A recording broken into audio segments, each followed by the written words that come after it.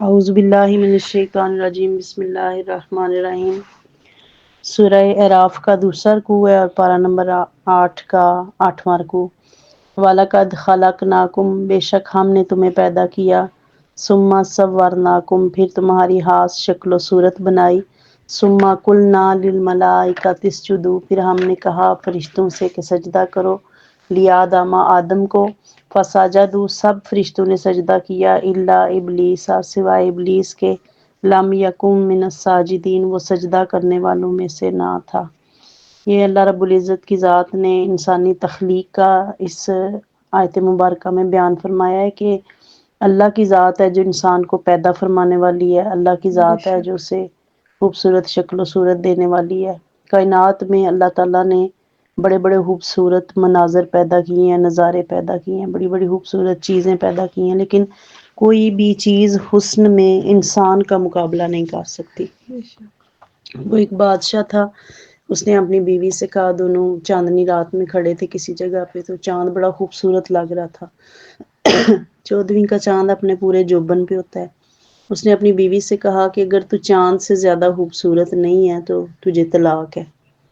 اب وہ ان کے لیے پریشانی بن گئی، ان کے سارے ملک کے سارے مفتیوں نے یہ فتویٰ دے دیا کہ بیوی چونکہ چاند سے کم حسن رکھتی ہے اس لیے اس کو طلاق واقع ہو گیا۔ لیکن امام ابو حنیفہ رحمۃ اللہ علیہ کے ایک شاگرد تھے، انہوں نے کہا کہ اس کو طلاق نہیں ہوئی، کیونکہ اللہ رب العزت کی ذات نے قرآن حکیم میں ارشاد فرمایا ہے، لَقَدْ خَلَقْنَا الْإِنسَانَ فِي أَحْسَنِ تَقْوِيمٍ، کہ اللہ نے انسان کو خوبصورت اعتدال پہ پیدا فرمایا ہے۔ یعنی اللہ نے بڑی بڑی خوبصورت چیزیں تخلیق کی ہیں، ایسی ایسی اللہ تعالیٰ کی تخلیق ہے کہ مبہوت رہ جاتا ہے بندہ، لیکن کوئی بھی چیز جو ہے انسان کے ساتھ اس کا کسی قسم کا کمپیریزن نہیں بنتا۔ یعنی کوئی چیز کتنی ہی حسین کیوں نہ ہو جائے، اللہ تعالیٰ نے سب سے خوبصورت تخلیق کس کو پیدا فرمایا ہے؟ انسان کو۔ یعنی انسان کے اہم پایا کوئی چیز نہیں ہے۔ جن کتنی طاقت رکھتے ہیں، پریاں کتنا حسن رکھتی ہیں، اللہ تعالیٰ کی یہ جو جاندار مخلوقات ہیں، یہ آبی مخلوقات میں مچھلیاں اتنی اتنی طاقتور ہیں کہ پورا پورا جہاز پلٹا سکتی ہیں، لیکن کوئی کتنا حسین ہو جائے، کوئی کتنا ذہین ہو جائے، کوئی کتنا طاقتور ہو جائے، پھر بھی اللہ تعالیٰ کی ذات نے انسان کو کیا بنایا ہے؟ اشرف المخلوقات۔ یعنی انسان کے تابع کر دیے، جنات بھی بندے کے تابع ہو جاتے ہیں، پریوں کو قید کر لیا جاتا ہے۔ بے شک یہ موز اور جو جانور ہیں، شیر، لوگوں نے گھروں میں شیر پالے ہوتے ہیں، سانپوں کو اپنا ماتحت بنایا ہوتا ہے۔ تو یہ ساری کی ساری جو کس کے لیے کرۂ ارضی کی تمام تر نعمتیں اللہ تعالیٰ نے سخرنا لکم السماوات والارض، کہ ہم نے زمین و آسمان کی ساری نعمتیں تمہارے لیے مسخر فرما دی ہیں۔ تو اللہ کی ذات نے انسان کی یہ تخلیقات بیان فرمانے کے بعد کیا چیز بیان کی ہے کہ ہم نے آدم علیہ السلام کو سجدہ کرنے کے لیے سارے فرشتوں کو حکم دیا۔ یعنی اللہ نے سجدہ صرف رب کی ذات کو ہے، بے لیکن شک تخلیق آدم سے اللہ تعالیٰ کی ذات نے انسان کا مرتبہ بڑھانا تھا، اور وہ فرشتے جو برس ہا برس سے، قرنوں سے، صدیوں سے اللہ کی عبادت میں مصروف تھے، اللہ نے ان سب سے کہا کہ یہ آدم ہے وہ سجدہ تعظیمی تھا، یعنی عزت کے لیے جھکنا تھا، وہ مطلقاً سجدہ نہیں تھا کہ جس میں عبادت کا پہلو ہو، کیونکہ فرشتے تو صرف اللہ کی تسبیح اور بے تحمید شک بیان کرتے تھے۔ تو اللہ نے فرمایا کہ ہم نے پھر آدم کو سجدہ کرنے کے لیے فرشتوں کو حکم دیا، تو اس حکم کو سب نے مان لیا، الا ابلیس، سوائے ابلیس کے، لم یکن من الساجدین، وہ سجدہ کرنے والوں میں نہ تھا۔ یہ اس کا ابلیس کا انکار تھا، اس کے ذہن میں کیا تھا، یہ آگے قرآن پاک خود ہی بیان فرما رہا ہے۔ کالا، اللہ نے فرمایا، ماں مانا کا، کس چیز نے تجھے روکا، اللہ تسجدا، کہ تو سجدہ نہ کرے، یعنی سجدہ کرنے سے تجھے کس چیز نے روکا، اذ امرتو کا، جب میں نے تجھے حکم دیا۔ کالا، وہ ابلیس کہنے لگا، انا خیر منہ، میں انسان سے بہتر ہوں، خلقتنی من نار، تو نے مجھے آگ سے پیدا کیا ہے، وخلقتہ من طین، اور اسے کیچڑ سے پیدا کیا، اسے مٹی سے پیدا کیا۔ اب یہ دیکھیں یہ کوئی ایسی وہ بات نہیں تھی تکبر کی، یعنی تخلیق تو رب کی ہے نا، اس بے نے شک کسی کو اب حسین قد و قامت دے دی ہے، کسی کو بڑا خوبصورت بال دے دیے، کسی کو بڑی خوبصورت آنکھیں دے دی ہیں، کسی کو حسن میں تھوڑا پیچھے رکھ کے اس کو ذہانت میں آگے کر دیا، تو یہ تقسیم ہے اچھا رب کی جس پہ انسان نے سر جھکانا ہے۔ لیکن یہاں کس کی سائیکی فرشتے کی اور اس کی بیان ہو رہی ہے انسان کی، کہ یہ جو اتنا اللہ کی بارگاہ میں مقرب فرشتہ تھا، کائنات کے چپے چپے پہ اس نے عبادتیں کر رکھی تھیں، تو اس کے ذہن میں تکبر آ گیا۔ اس نے کہا کہ تو نے مجھے آگ سے پیدا کیا ہے اور اس کو تو نے پیدا کیا مٹی سے، تو میں تو اس سے بہتر ہوں۔ تو اللہ تعالیٰ کی ذات نے وَخَلَقْتَهُ مِن طِین، یعنی انسان جو ہے وہ یہ انسان کے لیے بھی ایک چیز ہے کہ انسان کسی کو کمتر نہ سمجھے۔ اچھا حضرت موسیٰ علیہ السلام کو اللہ کی بارگاہ سے حکم ہوا کہ جاؤ موسیٰ کوئی، یہ انسان کے لیے بھی زندگی بھر کے لیے اس کا اللہ تعالیٰ کی ذات نے یہ بنا دیا کہ وہ اپنے سے کسی کو حقیر نہ جانے۔ حضرت موسیٰ علیہ السلام کو حکم ہوتا ہے جب موسیٰ اپنے سے کوئی حقیر چیز ڈھونڈ کے لاؤ، آپ سارا دن پھرتے ہیں، کچھ سارا نہیں دن مل گھوم پھر جاتا کے ڈھونڈ ڈھونڈ کے اللہ کی بارگاہ میں حالی ہاتھ آتے ہیں، تو بارگاہ عزتی سے سوال ہوتا ہے کہ موسیٰ کیا لائے ہو؟ حضرت موسیٰ علیہ السلام نے عرض کی کہ اے پروردگار، میں نے تو زمین سے کوئی تنکا بھی اٹھایا تو میرے دل سے یہ آواز آئی کہ موسیٰ یہ بھی تجھ سے بہتر ہے، یہ آگ جلانے کے کام آتا ہے۔ تو اللہ تعالیٰ کی ذات نے فرمایا کہ موسیٰ اگر تو مجھے اپنی عزت کی قسم، اگر تو آج کوئی بکری کا مرا ہوا بچہ ہی لے آتا نا کہ یہ حقیر ہے، تو تجھے نبوت سے فارغ کر دینا تھا۔ یعنی اللہ کی ذات کو کیا پسند ہے؟ عاجزی۔ اللہ کی ذات کو انکساری پسند ہے۔ جو انسان جتنا اللہ کی بارگاہ میں مقبول ہوتا ہے وہ اتنا ڈاؤن ٹو ارتھ ہوتا ہے، اتنا جھکا ہوا اور عاجز ہوتا ہے۔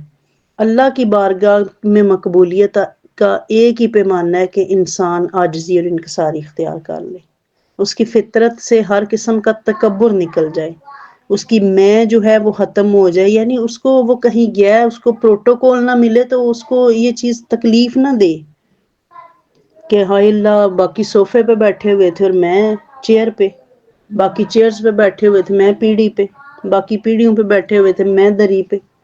یہ چیز جب تک انسان کے ذہن میں رہتی ہے وہ کچھ بن ہی نہیں سکتا۔ اچھا بنا ہوا بھی ہو تو اللہ کی بارگاہ میں اس کا کوئی مقام نہیں ہوتا۔ اس لیے اللہ کی ذات جب کسی کو اٹھانا چاہتی ہے، اللہ کی ذات جب کسی کو کچھ دینا چاہتی ہے تو اس سے بڑا کچھ لے لیتی ہے۔ اس کے ہاں فلسفے کچھ اور ہیں، ہم سمجھتے ہیں جس کی جیبیں بھری ہوئی ہیں وہ معزز ہے، اللہ کے ہاں تو وہ فاقہ کش جو پیٹ پہ پتھر باندھے ہندکے کھود رہے تھے، اللہ کے ہاں تو ان کا مقام تھا۔ حضرت بلال حبشی رضی اللہ تعالیٰ عنہ کی ساری زندگی تکالیف مصیبتوں میں گزری ہے، لیکن نبی کریم صلی اللہ علیہ وآلہ وسلم اپنی زندگی سے انہیں کہتے تھے کہ بلال تم کیا عمل کرتے ہو، تمہارے قدموں کی آواز جنت میں سنائی دیتی ہے۔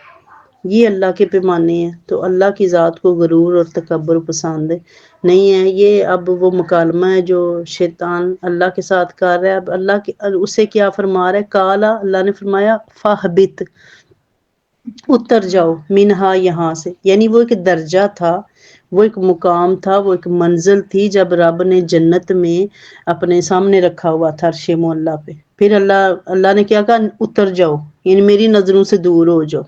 فما یکون لک، تیرے لیے مناسب نہیں انت تکبر فیہا کہ تو یہاں رہتے ہوئے یہ غرور کرے۔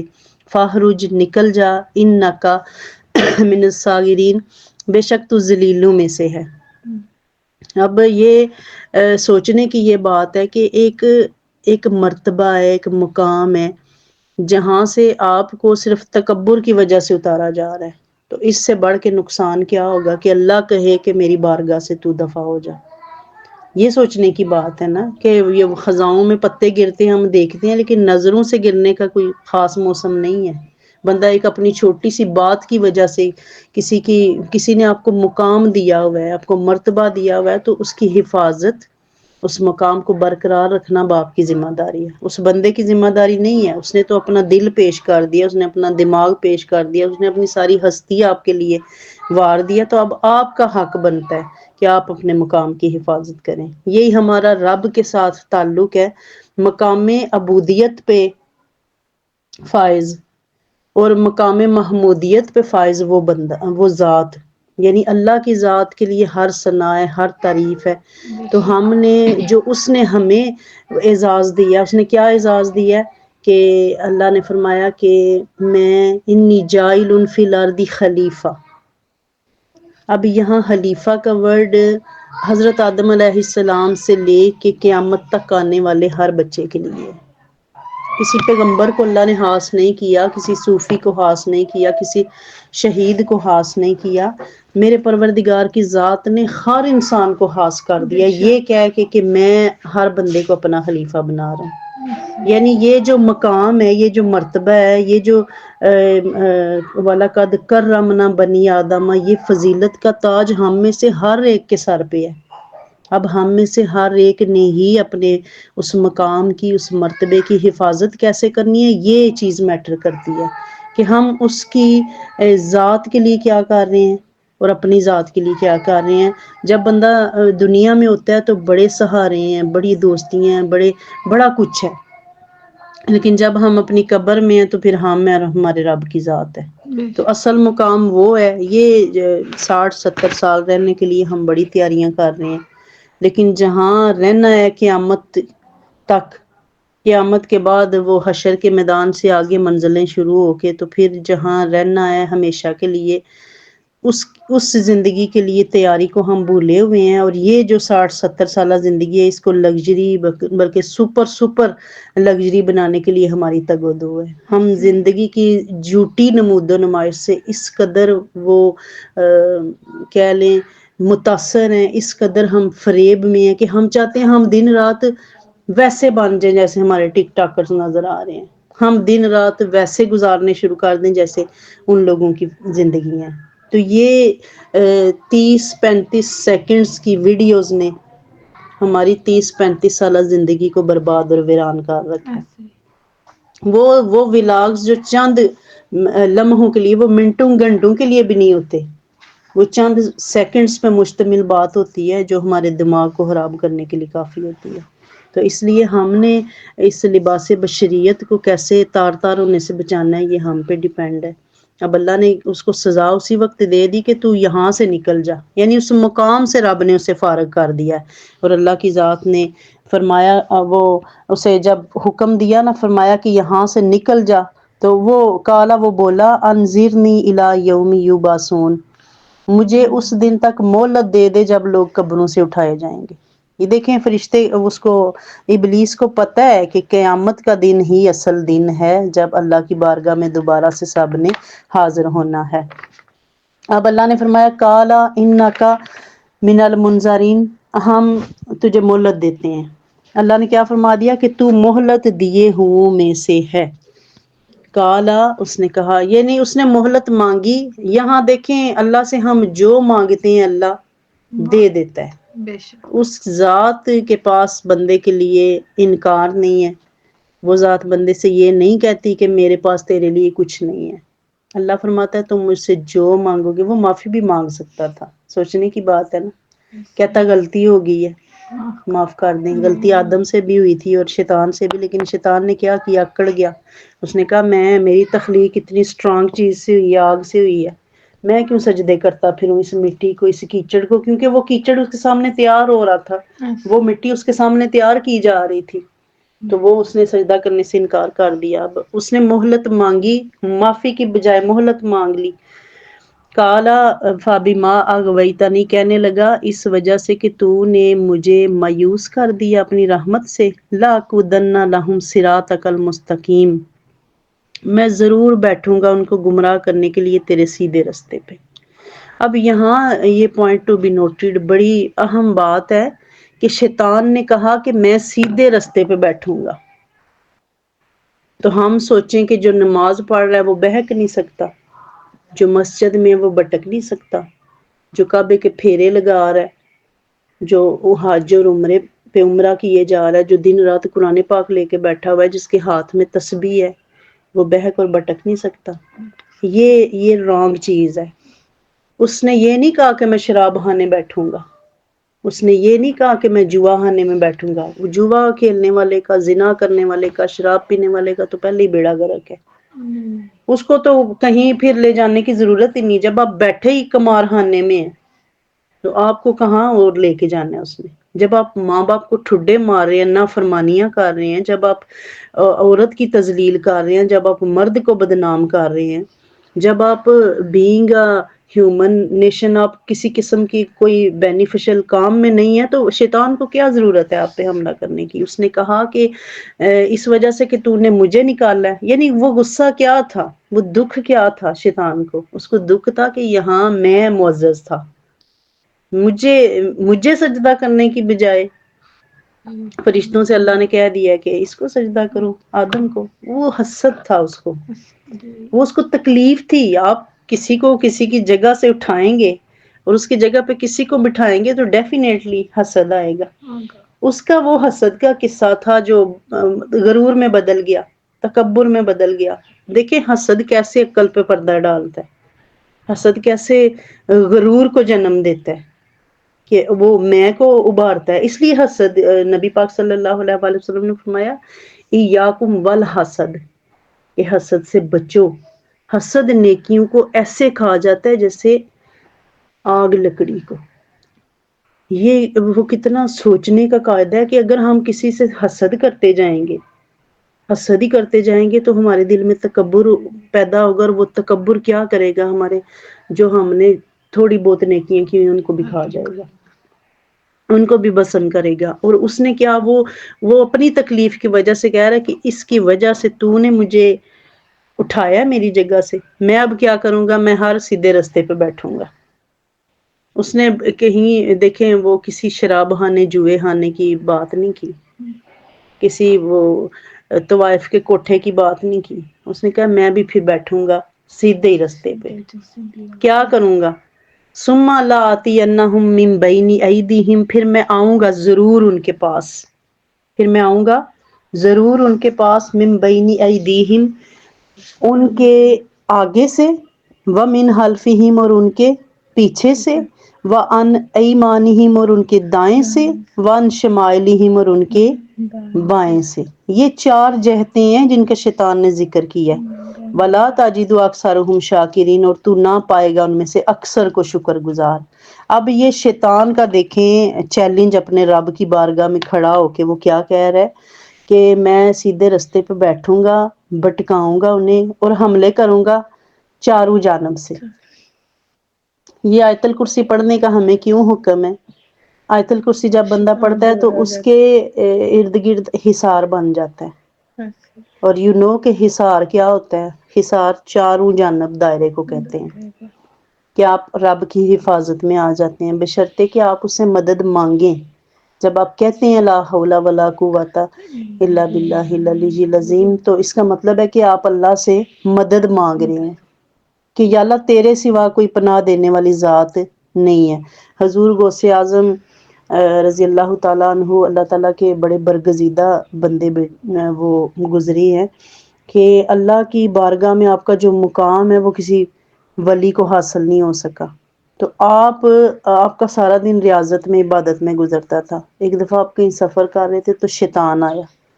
شیطان نے کہا غوث اعظم بات سن، مجھے رب نے بھیجا ہے تیرے پاس، اور رب نے کہا ہے کہ آج سے غوث اعظم کی نمازیں معاف، غوث اعظم کو سجدے معاف، اب ضرورت نہیں زیادہ ٹینشن لینے کی. تو حضور غوث اعظم رحمت اللہ علیہ نے کیا پڑھا؟ لا حول ولا قوت الا باللہ العلی العظیم. مجھے اور آپ کو آ کے ابھی کوئی کہہ دینا اللہ کا بندہ کہ تھوڑیاں نمازاں دی ذمہ داری میں لے لی ہے، تو ہم خوش ہو جائیں گے. ہم کہیں گے یہ ہے، بن جائے گا ہمارا محافظ. لیکن ایسا نہیں ہونے والا. یہ شیطان کا بہکاوا ہوگا جس میں وہ کامیاب ہو جائے گا اور ہم ناکام ہو جائیں گے. لیکن وہ غوث اعظم تھے، انہوں نے کہا بدبخت، وحی کا سلسلہ ہی ختم ہو گیا میرے نبی کے ساتھ ہی. اور سرکار اتنی مشقتوں میں پڑھ کے غار حرا پہ عبادتیں کرتے تھے، انہیں اللہ نے نہیں معاف کی نمازیں. تو مجھے کیسے معاف ہو جائیں گی؟ آپ نے کیا پڑھا؟ آپ نے فرمایا دفع ہو جا، لا حول ولا قوت الا باللہ العلی العظیم۔ یہ اس کا چیلنج ہے، آپ کا قرآن بتا رہا ہے کہ اس نے کرنا ہی کرنا ہے وہ کام جو اس نے کہا ہوا ہے، اور شیطان بڑا دھن کا پکا ہے۔ ہم کچے ہیں، ہم رات کو کہہ کے ہمیں کوئی تکلیف آتی ہے، مصیبت آتی ہے، پریشانی آتی ہے، ہمارے ورڈز یہ ہوتے ہیں کہ یا اللہ اج اس مشکل چ کڈ دے، اسی ہن بندے بن جان دے، ہن نماز نہیں چھڈن لگے۔ ہم جہاز میں ٹریول کر رہے ہوں نا، اسے دو ہی وہ ہچکولے آئے نا، ہم اسی وقت غائب ہو جاتے ہیں۔ ہم کہتے ہیں جی سیف لینڈنگ ہو جائے تو میں پھر نماز نہیں چھڈنی، وہ جو ہی لینڈنگ ہو جاتی ہے کیڑیاں دیگاں کیڑے چوڑ والا حساب ہو جاتا ہے۔ لیکن شیطان دن کا بڑا پکا ہے، اس نے چیلنج کیا، اس نے کہا میں بٹکاؤں گا تیرے بندوں کو، اور اس نے وہ پھر غافل نہیں ہوا، اپنے چیلنج سے اپنی بات سے وہ نہیں پھرا۔ ہم روز پھرتے ہیں، وہ آپ نے فرمایا کہ بدبخت دفع ہو جا۔ اب شیطان تو شیطان ہے، اس نے کہا اچھا غوث اعظم نے کہ جو تقوی نے اسے بچا لیا، تو اب پھر ایک حملہ کرتا ہوں۔ تھوڑی دیر کے بعد پھر روپ بدل کے آ گیا، پھر کہتا ہے غوث اعظم بات سن، تیرے علم نے تجھے بچا لیا، ورنہ میرے حملوں سے کوئی بچتا نہیں ہے۔ تو آپ نے پھر کہا بدبخت مجھے میرے علم نے نہیں بچایا، مجھے اللہ کی رحمت نے بچایا، مجھے اللہ کے فضل نے بچایا۔ یعنی پڑھنے دا نا مان کری مت آہ دے میں پڑھیا، جیسے ہماری سوچ ہے کہ میرے پاس پیسے ہیں میں ہو جائے گا کام، میرے اتنے یار بیلی ہیں، دو ترے بھی آگے تھے کم بن جائے گا، میرے اتنے رشتہ دار ہیں جنوں مرضی نال لانا جھوٹی گواہی دے دے گا۔ لیکن بچاتی کیا چیز ہے؟ اللہ کا فضل۔ مدعی لاکھ برا چاہے کیا ہوتا ہے، ہوتا وہی ہے جو منظور خدا ہوتا ہے، کہ انسان تھک ہار کے اس کی مرضی پہ سرنڈر کرتا ہے۔ لیکن غوث اعظم جیسوں پہ فضل ہوتا ہے، اور وہ کہتے ہیں کہ مجھے میرے علم نے نہیں بچایا، مجھے میرے رب کے فضل نے بچایا۔ یہ اس کا چیلنج تھا۔ وہ کہتا ہے کہ میں آؤں گا آگے سے، پیچھے سے، دائیں سے، بائیں سے۔ اب میرے اور آپ کے لیے ایک اور چیز ہے سوچنے کے لیے کہ شیطان نے 4 جہتوں کا ذکر کیا ہے، حالانکہ جہتیں کتنی بن جاتی ہیں؟ 6۔ 6 جہتیں ایسے بن جاتی ہیں کہ جب ہم زمین پہ سجدہ کرتے ہیں ہمارے لیے 2 جہتیں اور ہو جاتی ہیں۔ اس زمین پہ سجدہ ہوتا ہے، اور وہ سجدہ کہاں جا رہا ہوتا ہے؟ عرش معلیٰ تک۔ یعنی بظاہر وہ بندہ زمین پہ جھکا ہوتا ہے، لیکن وہ اللہ کے عرش کے سامنے ہوتا ہے۔ بندہ، یہ حدیث پاک ہے، بندہ اپنے رب کے سب سے زیادہ قریب سجدے میں ہوتا ہے۔ تو دیکھیں وہ اس کی عقل اتنا ہی کام کر سکی ہے نا کہ چاروں جانب سے حملے کروں گا، بندہ کدھر جائے گا؟ تو میرے رب نے پھر رحمت کا دروازہ کھول کے بتا دیا کہ تو جو مرضی ہے کر لے، جب تو 4 جانب سے آئے گا بندہ سجدے میں گر کے مجھے پکارے گا، اور میں اسے بتاؤں گا کہ تو میری نظر کے سامنے ہے۔ قال اخرج منہا، اللہ نے فرمایا نکل جا، منہا یہاں سے، مذعوما مدحورا، ذلیل اور راندہ ہوا، لمن تبعک منہم، جس نے تیری پیروی کی، لاملأن جہنم منکم اجمعین، تو میں یقیناً بھر دوں گا جہنم کو تم سب سے، یعنی جو تیرے ساتھ چلنے والے ہوں گے پھر تو انہیں لے کے جہنم ہی آئے گا۔ وَيَا آدَمُ اسْكُنْ أَنْتَ وَزَوْجُكَ الْجَنَّةَ، اور اے آدم علیہ السلام رہو تم اور تمہاری بیوی الجنت، جنت میں۔ حضرت آدم علیہ السلام کو کیا حکم ہو رہا ہے کہ آپ اور آپ کی بیوی کہاں رہیں؟ جنت میں۔ شیطان کو وہاں سے اللہ نے نکالا، اور کیا فرمایا کہ آدم آپ اور آپ کی بیوی کہاں رہیں؟ جنت میں۔ فَكُلَا مِنْ حَيْثُ شِئْتُمَا، اور کھاؤ جہاں سے چاہو، وَلَا تَقْرَبَا هَٰذِهِ الشَّجَرَةَ، اور اس خاص درخت کے پاس نہ جانا، فَتَكُونَا مِنَ الظَّالِمِينَ، تم دونوں ہو جاؤ گے اپنا نقصان کرنے والوں میں سے۔ اب یہ ایک چیز بیان کر دی میرے رب نے کہ وہاں ان کے لیے ہر چیز ہی مہیا کر دی، اور فرما دیا کہ ایک درخت کو چھوڑ کے سارا کچھ تمہارا ہے۔ یہ صرف حضرت آدم علیہ السلام کے لیے وہ ٹیسٹ نہیں تھا، یہ میرا آپ سب کا ٹیسٹ ہے۔ یعنی ہم اپنی ذات سے غور کر لیتے ہیں کہ اللہ نے فرمایا کہ حلال اور پاکیزہ چیزیں کھاؤ، یہ ہمارے لیے کیا ہو گیا؟ سارے جنت کے درخت ہو گئے، کیا کھاؤ؟ حلال اور پاکیزہ چیزیں، لیکن کس کے قریب نہ جاؤ؟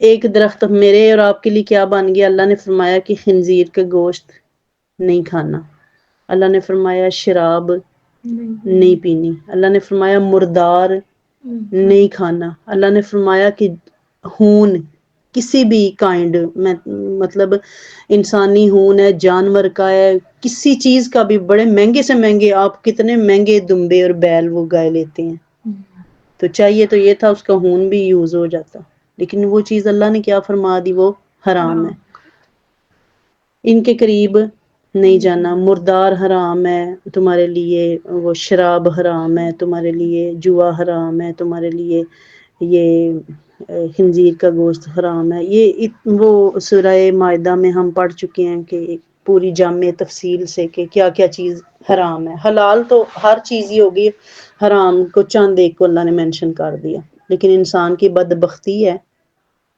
یورپین کنٹریز میں اعلانیہ خنزیر پالا اور کھایا جاتا ہے، شراب کی بارز جگہ جگہ پہ مل جاتی ہیں، ہمارے جو بھائی بچے وہاں پہ ہیں وہ پریشان ہوتے ہیں کہ ہم ٹیک ویز پہ کام کرتے ہیں، ہم سٹورز میں کام کرتے ہیں تو وہاں شراب کا کام ہوتا ہے، تو ان کا رزق کہاں کہاں، لیکن وہ بیچنے میں اور پینے میں فرق تو ہے نا، اس لیے اللہ نے یہ، ہم اسے صرف آدم کا کھاتا نہیں ہے، میں سمجھتی ہوں کہ ہم سب کے لیے کوئی کوئی درخت فاربیڈ کیا گیا ہے، ہم سب کے لیے کسی کسی، اب اللہ نے فرمایا کہ یہ ایک باغ تیرے بھائی کا ہے، ایک تیرا ہے، تو آپ میرا اور آپ کا حق کس پہ ہے؟ اپنے باغ پہ، لیکن ہماری نظر کدھر ہوتی ہے؟ بھائی کے باغ پہ، اودے امرود تے سونے پکے امرود لگے نے تے ساڈے والے ذرا یہ کانے نے، ادھر اس وہاں لیمن زیادہ لگ گیا، ہمارے پودے کے جڑ گئے ہیں، وہاں جامن زیادہ لگ گیا، ساڈا بور نیریاں ڈا کے لے گئیاں نے، ہماری طبیعتوں میں قناعت نہیں ہے، ہماری نظر ہمیشہ ہی دوسرے کے مال پہ ہوتی ہے، تو دوسرے کا مال ہی وہ درخت ہے جس سے اللہ نے منع کیا، آدم کو منع کیا، آدم کی اولاد کو منع کیا، اب یہ تو علامت ہے نا کہ اللہ نے فرمایا کہ تم کھاؤ پیو لیکن اس کے قریب نہ جانا، یعنی جو تمہارا اپنا اتنا کچھ چھوڑ کے تم پھر حرام میں جاؤ تو یہ کس کا قصور ہے؟ پھر یہ ہے نا کہ تم شیطان کی پیروی کرو گے، فوسوس لہم الشیطان، اب دیکھیں شیطان نے وسوسہ ڈالا ان کے دلوں میں، لیبدی لہما ما وری عنہما، تاکہ بے پردہ کرے ان کے لیے جو ڈانپا گیا تھا، من سوآتہما، ان کی شرم گاہوں سے، وقال ما نہاکما ربکما، انہیں کہا نہیں منع کیا تمہارے رب نے تمہیں، ان ہذہ الشجرہ، اس درخت سے، الا مگر اس لیے منع کیا، ان تکونا ملکین، کہ کہیں تم فرشتے نہ بن جاؤ، او تکونا من الخالدین، یا ہمیشہ زندہ رہنے والوں میں سے نہ ہو جاؤ، فرشتے سے بہتر ہے انسان بننا، مگر اس میں پڑتی ہے محنت زیادہ، وسوسہ دیکھیں اس بدبخت کا، اللہ کے پاس فرشتوں کی کمی تو نہیں تھی، پھر اس نے اشرف المخلوقات انسان کو ہی کیوں بنایا، اور وہ بدبخت ہمیں کہہ رہا ہے کہ تو گناہ نہیں کرے گا تو تو فرشتہ بن جائے گا،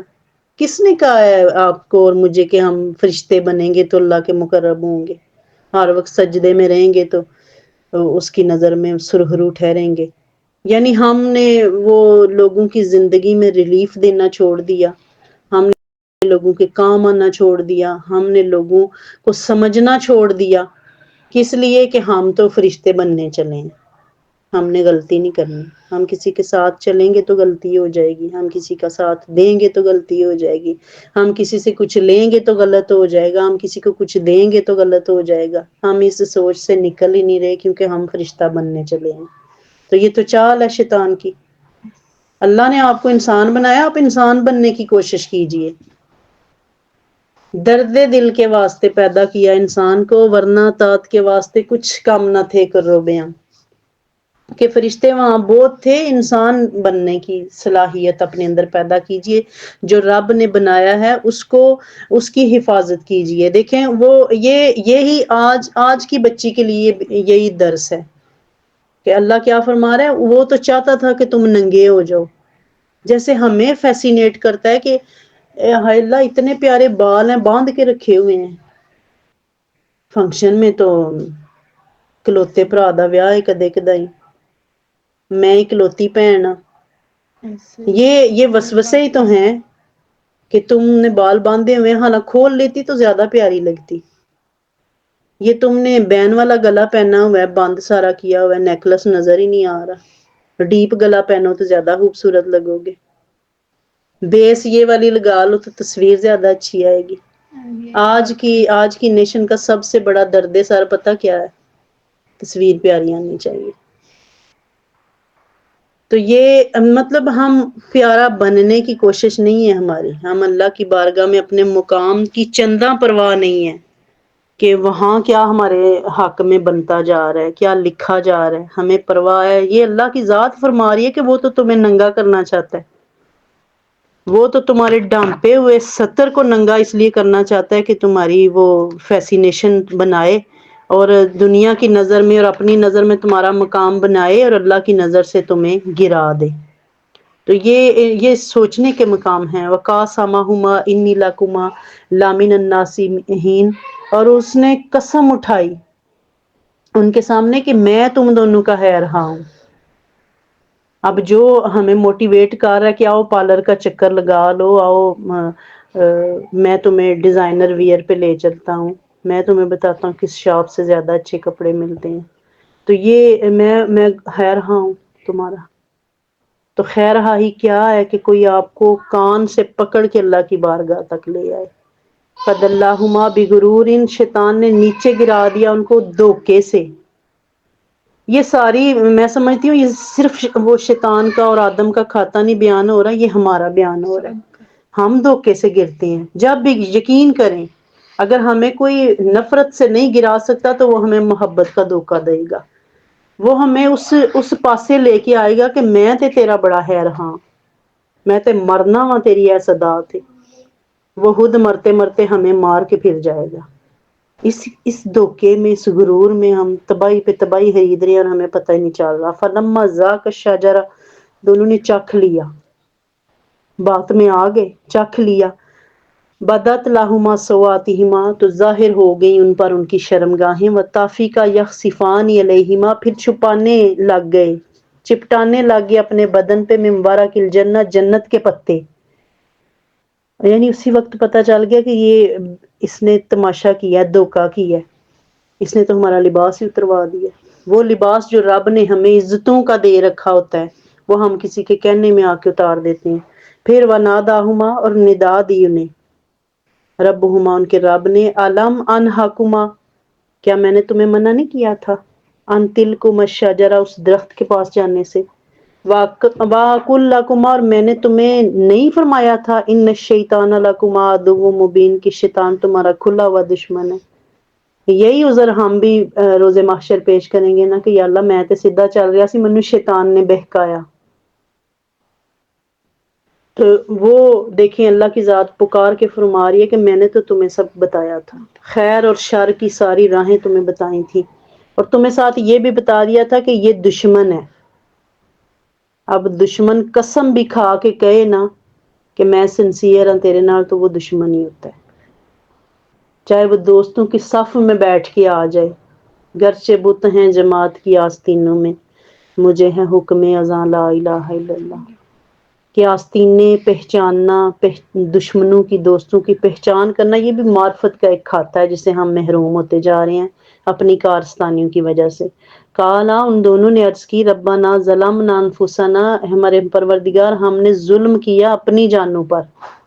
یہ دیکھیں وہاں اسی ایک رکوع میں آپ کو اللہ تعالیٰ کی ذات نے دونوں چیزیں بیان کر دی ہیں کہ غلطی شیطان سے بھی ہوئی، لیکن وہ بجائے سرنڈر کرنے کے وہ اکڑ گیا، وہ لاجکس پیش کرنے لگ گیا۔ توبہ کا فلسفہ یہ نہیں ہے کہ آپ اللہ کی بارگاہ میں بیٹھ کے کہیں اللہ جی نہیں نہیں میں انج کرنا سی، انج ہو گیا، میری نیت ہے نہیں سی، وہ ذات جانتی ہے، بے شک وہ ذات جانتی ہے کیا ہوا کیا نہیں۔ یہاں آدم علیہ السلام نے ایک بات اس کے خلاف بھی نہیں کی، آپ نے کیا عرض کی، ربنا ظلمنا انفسنا، یا اللہ ہم نے اپنی جانوں پہ ظلم کیا ہے، وَإِن لَمْ تَغْفِرْ لَنَا، ہمیں اگر تو نہ معاف فرمائے گا، وَتَرْحَمْنَا، اور ہم پہ رحم نہ فرمائے گا، لَنَكُونَنَّ مِنَ الْخَاسِرِينَ، تو ہم نقصان پانے والوں میں سے ہو جائیں گے۔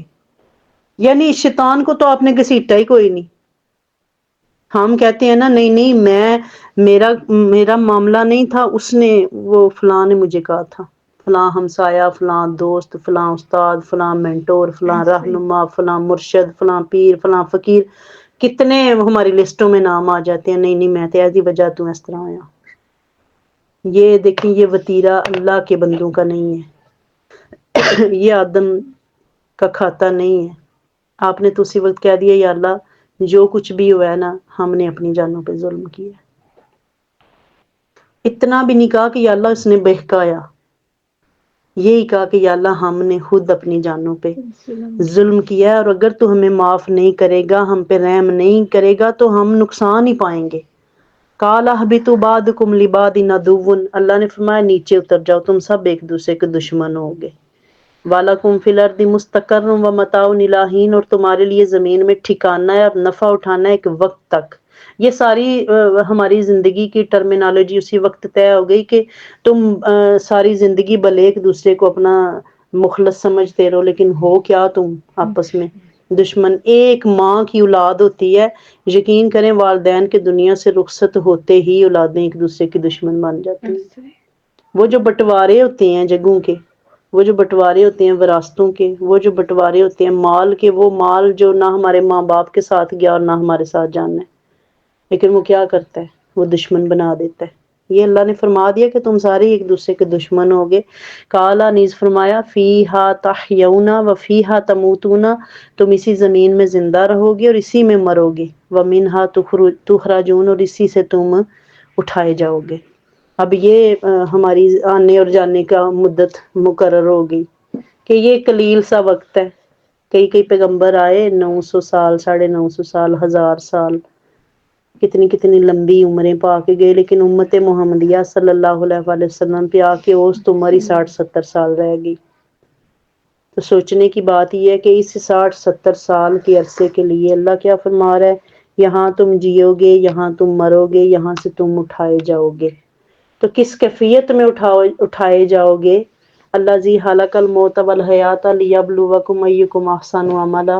اللہ نے ہمیں پیدا کیا، ہماری زندگی کو، ہماری موت کو بنایا تاکہ وہ جانے کہ ہم میں سے اچھا عمل کون کرتا ہے، ہمیں سے درست سمت میں کون چلتا ہے. تو اللہ تعالیٰ کی ذات ہمیں ہماری سمتیں اچھی کرنے کی توفیق عطا فرمائے. اور جیسا کہ عرض کر چکی ہوں کہ شیطان کسی غلط راہ پہ نہیں ہے. شیطان رات کو پورن ویڈیوز دیکھنے والوں کی راہ پہ نہیں ہے. شیطان وہاں ہے جہاں کوئی عبادت کر رہا ہے، شیطان وہاں ہے جہاں کوئی اللہ کا ذکر کرنا چاہ رہا ہے. تو اس کے بہکاوے میں نہ ناکامیابی ہے.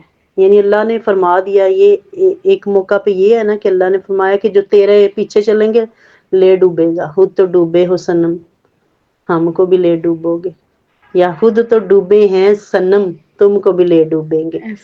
تو اللہ نے فرمایا جو تیرے ساتھ چلیں گے نا وہ تیرے ساتھ جائیں گے جہنم میں. پھر ایک اور جگہ پہ یہی مکالمہ اللہ نے فرمایا کہ جو میرے ہوں گے وہ تیرا کہنا نہیں مانیں گے. تو دعا کریں کہ اللہ ہمیں اپنا بننے کی توفیق عطا فرمائے. آپ کہیں جائے نماز پہ بھی بیٹھے ہیں نا تو خود کو اس کے حملے سے وہ نہ سمجھیے گا حالی، کیونکہ وہ اتنا بدبخت ہے، جائے نماز پہ بیٹھے بندے کو بٹکا دیتا ہوتا ہے. کہتا ہے اتھے ٹھنڈ چھت تے لے جا مصلا.